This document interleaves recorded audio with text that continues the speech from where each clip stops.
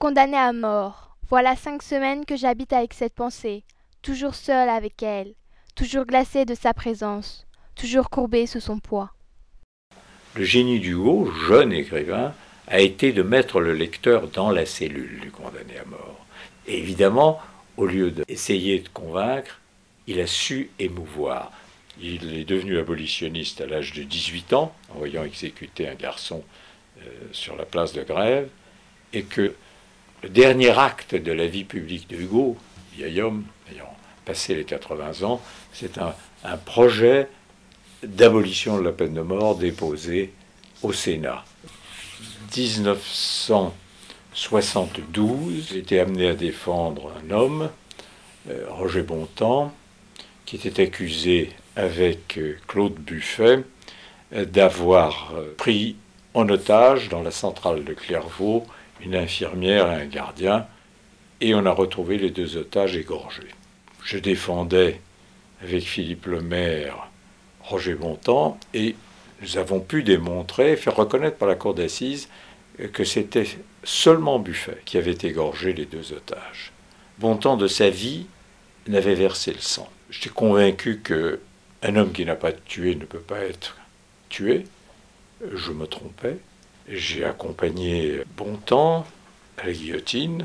En sortant de la santé, je me suis juré que je combattrais toute ma vie une justice qui tue. Pendant toutes les années qui vont de 1973 à 1981, l'abolition de la peine de mort a été pour moi une cause majeure. La peine de mort a été abolie. Cela est dû au courage politique du président François Mitterrand.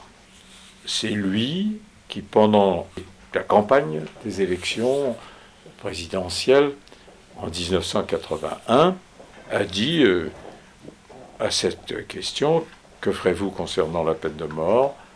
Très simplement, mon âme et conscience, je suis contre la peine de mort.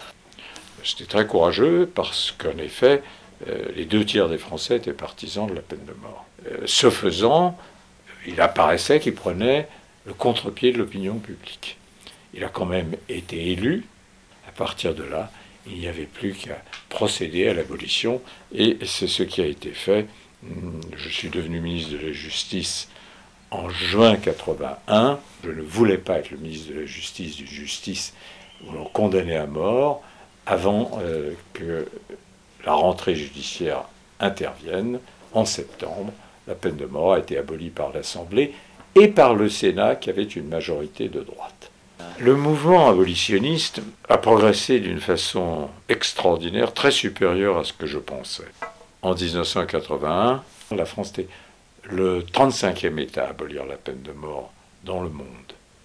En 2008, 137 États sont abolitionnistes sur les 198 que comptent les Nations Unies.